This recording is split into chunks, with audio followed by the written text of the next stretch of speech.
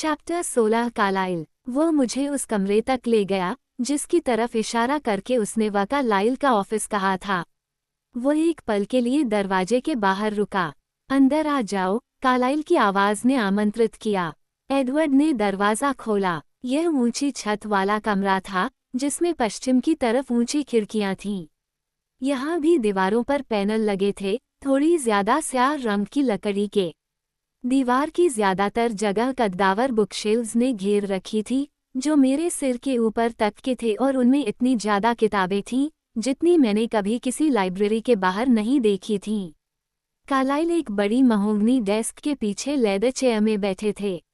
वे अपने हाथ में रखी एक मोटी किताब के पन्नों में बुकमार्क लगा रहे थे। कमरा वैसा ही था जैसी मैंने हमेशा कॉलेज के डीन के कमरे की कल्पना की थी। अंतर सिर्फ ये था कि कार्लाइल इतने युवा दिखते थे कि इस भूमिका के लिए उपयुक्त नहीं दिखते थे। मैं तुम्हारे लिए क्या कर सकता हूँ? उन्होंने कुर्सी से उठते हुए खुशनुमा अंदाज में पूछा। मैं बेला को हमारा कुछ इतिहास दिखाना चाहता था, एडवर्ड ने कहा। देखिए, दरअसल आपका इतिहास। हम आपके काम में बाधा नहीं डालना चाहते, मैंने क्षमा मांगी। कोई दिक्कत नहीं। तुम कहाँ से शुरू करने जा रहे हो? वैगनर से, एडवर्ड ने जवाब दिया और मेरे कंधे पर हल्के से हाथ रखा और मुझे उस दरवाजे की तरफ घुमाया जिसमें से हम अभी अभी आए थे। जब भी वह मुझे छूता था, भले ही यह सामान्य अंदाज में हो, तो मेरे दिल की प्रतिक्रिया हर बार सुनाई देने लगती थी। इस वक्त शर्मिंदगी इसलिए ज्यादा बढ़ गई थी क्योंकि कार्लाइल भी वहां पर थे। हम अब जिस दीवार के सामने थे वह दूसरों से अलग थी। बुकशेल्फ के बजाय इस दीवार पर सभी आकारों की फ्रेमड तस्वीरें लगी थीं, कुछ चमकदार रंगों में बनी थीं, बाकी एक ही रंग की थीं। मैंने उस संग्रह में किसी तर्क या उद्देश्य की तलाश की, लेकिन पहली नज़र में मुझे कुछ समझ नहीं आया। एडवर्ड ने मुझे एकदम बाएं सिरे की तरफ खींचा और सादी लकड़ी के फ्रेम वाली एक छोटी चौकोर ऑयल पेंटिंग के सामने खड़ा कर दिया। आसपास की ज्यादा बड़ी और ज्यादा चमकदार तस्वीरों के बीच ये ज्यादा उभर कर नहीं दिख रही थी। ये सेपिया के अलग अलग रंगों में पेंट थी और इसमें एक छोटे शहर का चित्र था जिसमें तीखे झुकाव वाली छतें थीं और कुछ बिखरे हुए टावरों के ऊपर पतली मीनारें दिख रही थीं। सामने की तरफ चौड़ी नदी दिख रही थी जिसके ऊपर एक पुल था जो छोटे गिरजे जैसी इमारतों से ढका था। 1650 के दशक का लंदन, एडवर्ड ने कहा। मेरी जवानी का लंदन, कार्लाइल ने हमारे कुछ फुट पीछे से कहा। मैंने उन्हें करीब आते नहीं सुना था। एडवर्ड ने मेरा हाथ दबाया। क्या आप कहानी बताना चाहेंगे? एडवर्ड ने पूछा। मैं कार्लाइल की प्रतिक्रिया देखने के लिए थोड़ी तिरछी हुई। उन्होंने मेरी नज़रों से नज़रें मिलाईं और मुस्कुराए।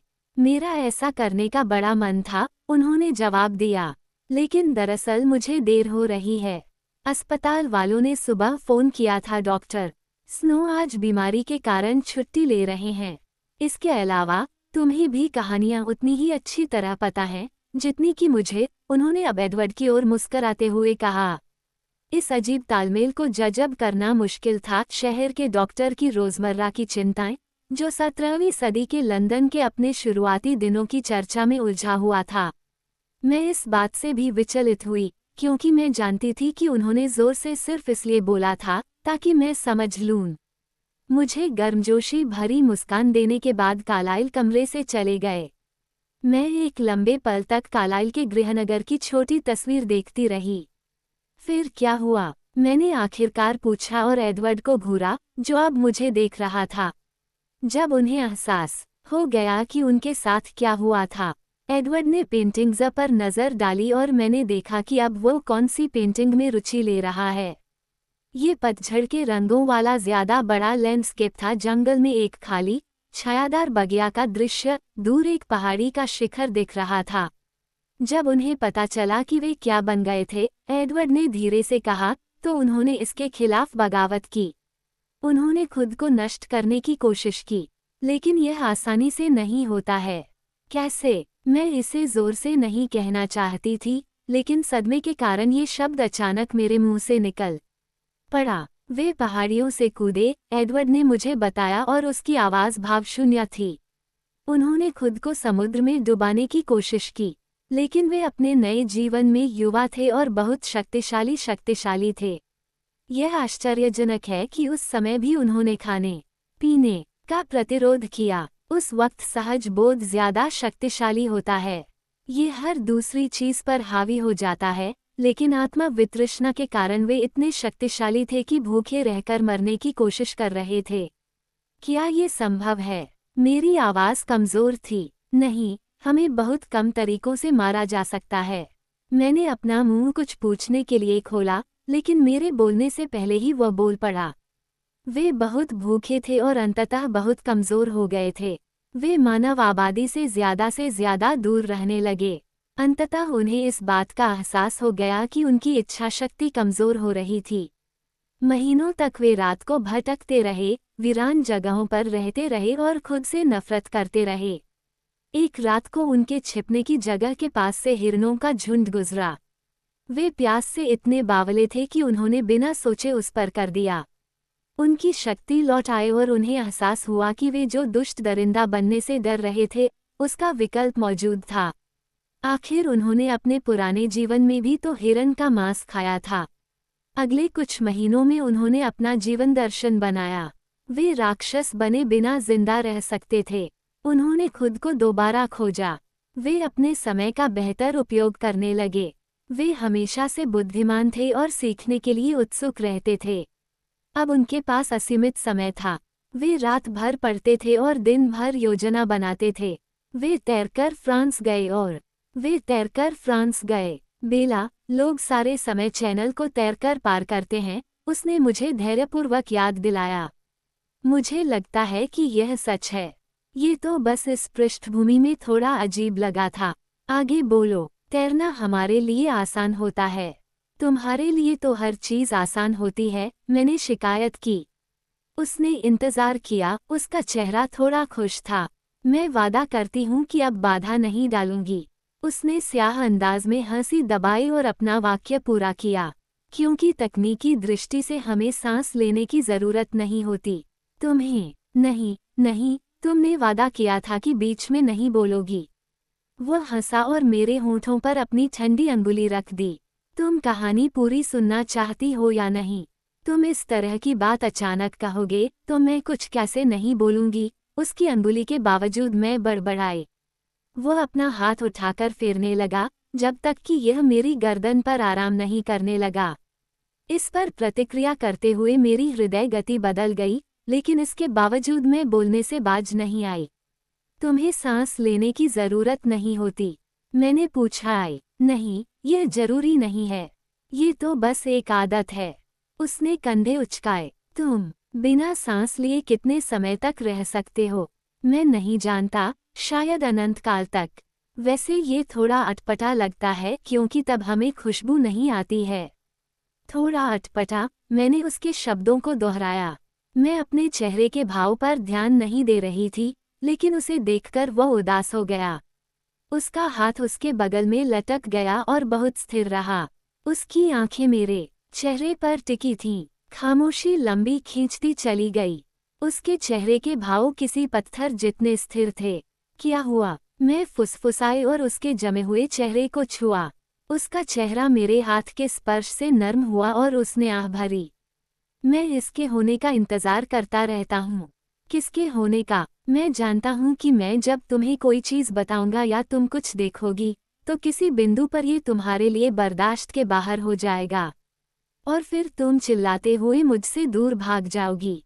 उसके चेहरे पर आधी मुस्कान थी, लेकिन आंखें गंभीर थीं। मैं तुम्हें नहीं रोकूंगा। मैं चाहता हूँ कि ऐसा ही हो, क्योंकि मैं तुम्हें सुरक्षित रखना चाहता हूँ, लेकिन मैं तुम्हारे साथ रहना भी चाहता हूँ। इन दोनों इच्छाओं का एक साथ पूरा होना असंभव है। उसने ये वाक्य अधूरा छोड़ दिया और मेरे चेहरे को घूरने लगा और इंतजार करने लगा। मैं कहीं नहीं भाग रही हूँ, मैंने वादा किया। हम देखते हैं, उसने कहा और वह एक बार फिर मुस्करा रहा था। मैंने उसकी तरफ त्योरी चढ़ा ली। तो आगे बोलो। कार्लाइल तैरकर फ्रांस जा रहे थे। वह रुका और अपनी कहानी में दोबारा लौटा। उसकी आंखें अपने आप एक और तस्वीर की तरफ घूम गईं जो उनमें सबसे रंगीन, सबसे अलंकृत अंदाज में मढ़ी हुई और सबसे बड़ी थी, ये जिस दरवाजे के पास लटकी थी उससे दोगुनी चौड़ी थी। कैनवास में लहराती पोशाकों में चमकदार आकृतियों का ढेर था, जो लंबे खंभों और संगमरमर की बालकनियों के चारों ओर कसमसा रहा था। मैं यह नहीं समझ सकती थी कि यह ग्रीक माइथोलॉजी का चित्र है या फिर ऊपर बादलों में तैरने वाले पात्र बाइबल के हैं। कार्लाइल तैरकर फ्रांस गए और यूरोप में यात्रा करते रहे, वहाँ के विश्वविद्यालयों में। रात को वे संगीत, विज्ञान और चिकित्सा का अध्ययन करते थे और उन्हें अपना आह्वान, अपना प्रायश्चित जिस विषय में मिला, वह था इंसानों की जान बचाना।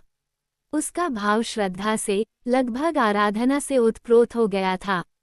मैं उस संघर्ष को पूरी तरह नहीं बता सकता। अपने आत्मनियंत्रण को आदर्श बनाने के लिए कार्लाइल ने 2 सदियों तक यातना झेली। अब वे मानव रक्त की खुशबू से लगभग प्रतिरक्षित हैं और बिना किसी कष्ट के अपना प्रिय काम कर सकते हैं। उन्हें वहाँ, अस्पताल में बहुत शांति मिलती है। एडवर्ड एक लंबे पल तक खाली जगह को घूरता रहा। ऐसा लग रहा था कि वह अपना उद्देश्य याद कर रहा था। उसने हमारे सामने की विशाल पेंटिंग पर अंगुली थपथपाई। वे इटली में अध्ययन कर रहे थे, तब उन्हें वहाँ पर अपने जैसे दूसरे प्राणी मिले। वे लंदन के नालों के दरिंदों से ज्यादा सभ्य और शिक्षित थे। उसने सबसे ऊंची बालकनी पर चित्रित तुलनात्मक रूप से शांत 4 आकृतियों को छुआ, जो बैठकर नीचे की अफरा तफरी को शांति से निहार रहे थे। मैंने उस समूह की सावधानी से जांच की और चौंकी हुई हंसी के साथ एहसास हुआ कि मैंने सुनहरे बालों वाले आदमी को पहचान लिया था। सोलोमेना कार्लाइल के मित्रों को देवतातुल्य मानता था, इसलिए वह अक्सर उन्हें देवताओं के रूप में चित्रित करता था। एडवर्ड ने हंसते हुए कहा। एरो, मार्कस, केस, उसने 3 की तरफ इशारा करते हुए कहा। 2 के बाल काले थे और एक के बर्फ जैसे सफ़ेद। कलाओं के रात्रिकालीन संरक्षक, उनका क्या हुआ? मैंने जोर से पूछा और अपनी अंगुली कैनवास की आकृतियों से 1 सेंटीमीटर दूर रखी।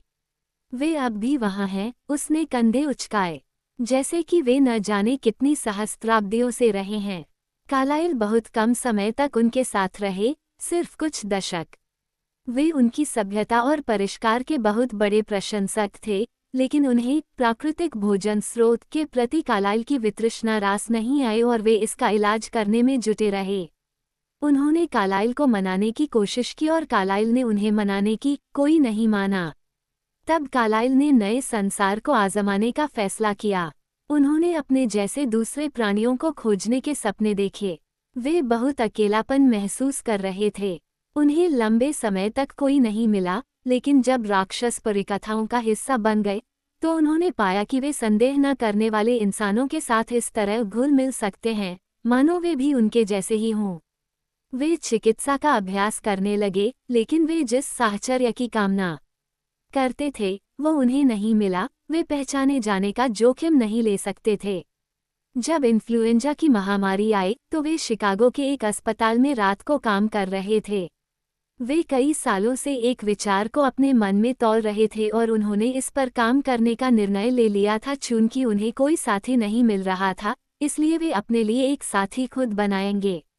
उन्हें पूरी तरह पक्का नहीं था कि उनका खुद का रूप परिवर्तन कैसे हुआ था, इसलिए वे झिझक रहे थे।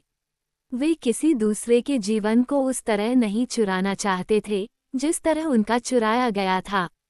इस मानसिक स्थिति में उन्हें मैं मिल गया। मेरे बचने की कोई उम्मीद नहीं थी। मुझे मरणासन लोगों के साथ एक वार्ड में छोड़ दिया गया था।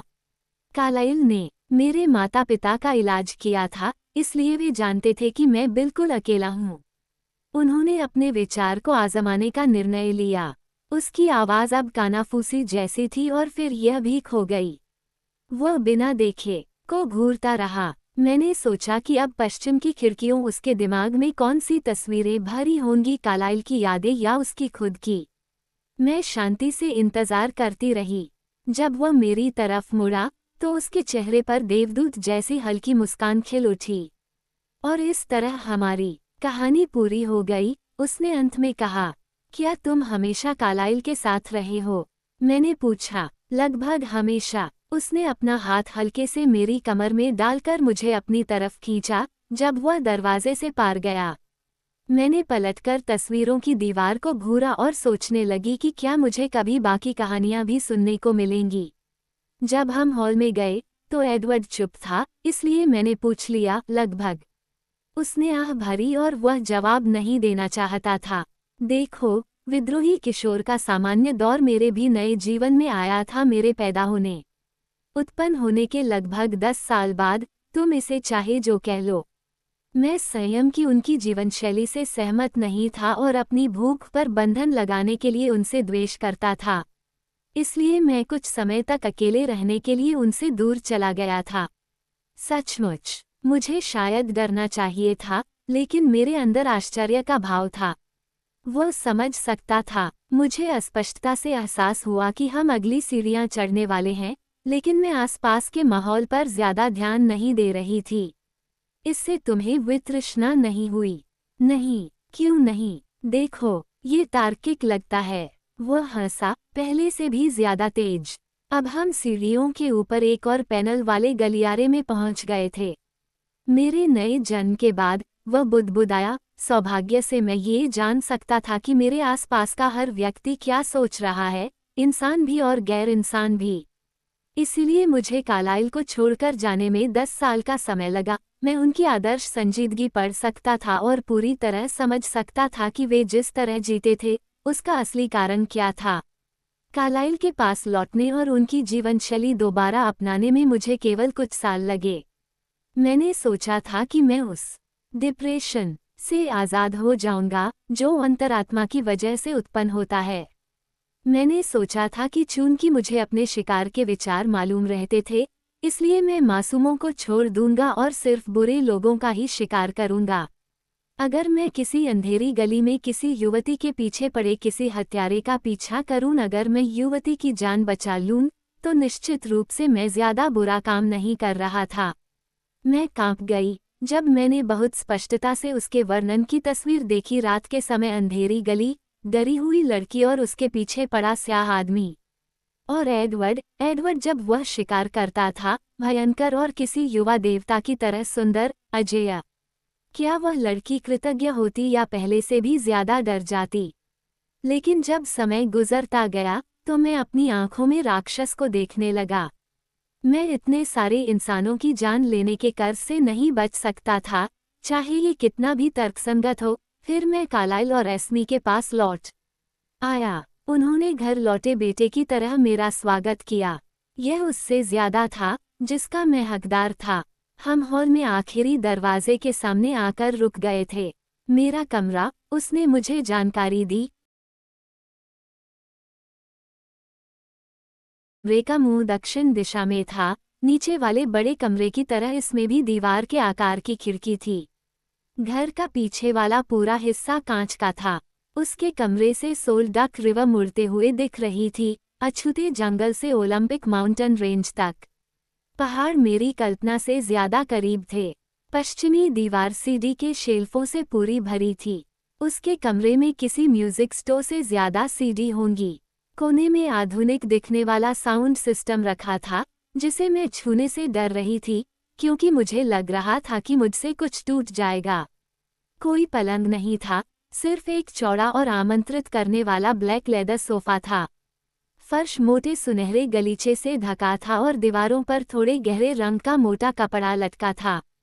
संगीत कक्ष, मैंने अंदाजा लगाया। उसने हंसकर सिर हिलाया। उसने एक रिमोट उठाकर स्टीरियो चला दिया।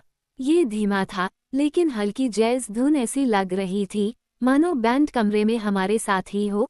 फिर मैं उसके अविश्वसनीय संगीत संग्रह को देखने लगी। तुमने सीडी कैसे जमाई हैं? मैंने पूछा, क्योंकि मैं उसके एल्बमों के टाइटल का और छोर नहीं समझ पाई थी। वह ध्यान नहीं दे रहा था। उसने बेध्यानी से कहा, ओह, साल के हिसाब से और फिर उस फ्रेम के भीतर मेरी व्यक्तिगत पसंद के हिसाब से। मैं मुड़ी और वह मुझे एक विचित्र भाव से देख रहा था। क्या मैं राहत महसूस करने के लिए तैयार था, इस बात पर कि तुम्हें हर चीज बता दूंगा और तुमसे कोई रहस्य छुपाने की जरूरत नहीं होगी, लेकिन मुझे राहत से ज्यादा की उम्मीद नहीं थी। अब मुझे अच्छा महसूस हो रहा है। इससे मुझे खुशी मिली। उसने कंधे उचकाए और हल्के से मुस्कुराया। मुझे खुशी है, मैंने मुस्कुराते हुए कहा। मुझे चिंता थी कि मुझे ये बातें बताने पर कहीं उसे अफसोस न हो। ये जानना अच्छा था कि मामला यह नहीं था, लेकिन फिर जब उसकी आंखों ने मेरे भाव का परीक्षण किया, उसकी मुस्कान धुंधली हो गई और उसके माथे पर बल पड़ गए। तुम अब भी मेरे चीखते हुए भागने का इंतजार कर रहे हो, है ना? मैंने अंदाजा लगाया। उसके होठों पर हल्की मुस्कान थिरक उठी और उसने सिर हिलाया। मुझे तुम्हारे बुलबुले को फोड़ने से नफरत है, लेकिन तुम दरअसल उतने डरावने नहीं हो जितना तुम सोचते हो कि तुम हो। दरअसल तुम जरा भी डरावने नजर नहीं आते हो, मैंने सामान्य अंदाज में झूठ बोल दिया। वो रुक गया और उसकी भौहें घोर अविश्वास में उठ गईं। फिर उसने एक चौड़ी, दुष्ट मुस्कान दी। तुम्हें वास्तव में यह बात नहीं कहनी चाहिए थी, वो मक्कारी से हंसा। वो गुर्राया और गले के पीछे से हल्की आवाज निकाली, उसके होंठ उसके आदर्श दांतों के ऊपर मुड़े हुए थे। उसका शरीर अचानक आधा झुक गया, किसी हमला करने को तैयार शेर की तरह तनावग्रस्त। मैं गुस्सा करते हुए उससे पीछे हटी। कुछ मत करना। मैं उसे खुद पर झपटते नहीं देख पाई, ये बहुत तेजी से हुआ। मैं अचानक हवा में उठ गई थी और फिर हम सोफे पर गिर गए, जो दीवार से टकरा गया। इस समय उसकी बाहों ने मेरे चारों तरफ सुरक्षा का फौलादी पिंजरा बना रखा था। मुझे सिर्फ हल्का सा झटका लगा था, लेकिन फिर भी मैं हाँफने लगी और खुद को सही करने की कोशिश करने लगी। वो नहीं माना। उसने मुझे अपने सीने पर गेंद की तरह सटा लिया और लोहे की जंजीरों से भी ज्यादा सुरक्षित तरीके से थामे रहा। मैंने डरकर उसकी तरफ गुस्से से घूरा, लेकिन वो नियंत्रण में नजर आ रहा था और मुस्कुराते समय उसका जबड़ा तनावरहित था, उसकी आंखों में मजाक चमक रहा था। तुम कह रही थी, वो शरारत करते हुए गुर्राया, कि तुम बहुत बहुत वहशी दरिंदे हो। मैंने कहा, मेरा ताना मेरी हौफती आवाज से थोड़ा गड़बड़ा गया था। यह ज्यादा बेहतर है, उसने अनुमोदन किया। ओह, मैं जूझी। क्या अब मैं उठ सकती हूँ? वो बस हंस दिया। क्या हम अंदर आ सकते हैं? हॉल से एक धीमी आवाज आई। मैं खुद को छुड़ाने के लिए जूझी, लेकिन एडवर्ड ने मुझे सिर्फ थोड़ा इधर उधर किया, जिससे मैं ज्यादा आरामदेह तरीके से उसकी गोद में बैठ गई। एलिस अंदर आए और उसके पीछे दरवाजे पर जैस्पर था। मेरे गाल जल रहे थे, लेकिन एडवर्ड काफी आरामदेह था। आगे आ जाओ। एडवर्ड अब भी धीरे से मुस्करा रहा था। एलिस को हमारे आलिंगन में कुछ भी अजीब नहीं लगा। वह चलकर लगभग नाचते हुए, उसकी गतिविधियां बहुत आकर्षक थीं, कमरे के बीच तक आई, जहां उसने खुद को फर्श पर लहराते हुए मोड़ लिया। दूसरी ओर जैस्पर दरवाजे पर ठिठक गया और उसके चेहरे पर थोड़े सदमे का भाव था। उसने एडवर्ड के चेहरे को घूरा और मैंने सोचा कि क्या वह अपनी असाधारण संवेदनशीलता से माहौल का जायजा ले रहा है। आवाज तो ऐसे आ रही थी जैसे तुम बेला का लंच कर रहे हो और हम ये देखने आए हैं कि क्या तुम हमें भी हिस्सा दोगे, एलिस ने घोषणा की। मैं पल भर के लिए सख्त हो गई, जब तक कि मुझे यह नहीं दिखा कि एडवर्ड दांत दिखा रहा है उसकी टिप्पणी पर या मेरी प्रतिक्रिया पर। यह मुझे पता नहीं था। सॉरी, मुझे नहीं लगता कि कुछ बचेगा, उसने जवाब दिया। उसकी बाहों ने मुझे धृष्ट अंदाज में करीब थामे रखा। दरअसल, जैस्पर ने मुस्कराते हुए कहा, जब वो अनिच्छा से कमरे के अंदर आया, एलिस कह रही है कि आज रात असली वाला तूफान आने वाला है और एम्प्ट बेसबॉल खेलना चाहता है। क्या तुम तैयार हो? ये सभी शब्द सामान्य थे, लेकिन इसकी पृष्ठभूमि ने मुझे चकरा दिया। वैसे मैं इतना समझ गई कि एलिस मौसम के भविष्यवक्ताओं से ज्यादा विश्वसनीय थी। एडवर्ड की आंखों में चमक आ गई, लेकिन वह झिझका। जाहिर है, तुम्हें बेला को भी लाना चाहिए, एलिस चाहकी। मैंने जैस्पर को तुरंत उसकी तरफ निगाह डालते देखा। क्या तुम चलना चाहती हो? एडवर्ड ने रोमांचित होकर मुझसे पूछा, उसके चेहरे पर उत्साह का भाव था। बिल्कुल, मैं ऐसे चेहरे को निराश नहीं कर सकती थी। ओह, हम कहाँ जा रहे हैं? हमें बेसबॉल खेलने के लिए बादल गरजने का इंतजार करना पड़ता है, तुम्हें इसका कारण समझ में आ जाएगा, उसने वादा किया। क्या मुझे छाते की जरूरत पड़ेगी? वे तीनों जोर से हंस पड़े। क्या उसे पड़ेगी? जैस्पर ने एलिस से पूछा। नहीं, उसे पूरा विश्वास था, तूफान शहर पर कहर बरपाएगा। हम जहाँ खेलेंगे, वहाँ मौसम पर्याप्त सूखा रहना चाहिए, तब अच्छा है। स्वाभाविक रूप से जैस्पर की आवाज का उत्साह संक्रामक था। मैं डरने के बजाय उत्साहित महसूस कर रही थी। चलो, चलकर देखते हैं कि क्या कार्लाइल भी चलेंगे। एलिस दरवाजे तक ऐसे अंदाज में फुदक कर गई कि किसी भी बैले नर्तकी का दिल टूट जाता। जैसे तुम्हें पता नहीं हो, जैस्पर ने मजाक किया और वे फुर्ती से अपने रास्ते चले गए। जाते समय जैस्पर दरवाजे को सामान्य अंदाज में बंद करने में कामयाब हुआ।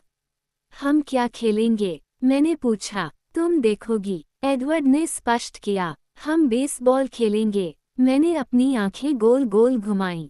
वैम्पायर बेसबॉल खेलते हैं। यह अमेरिकी शौक है, उसने नकली गंभीरता से कहा।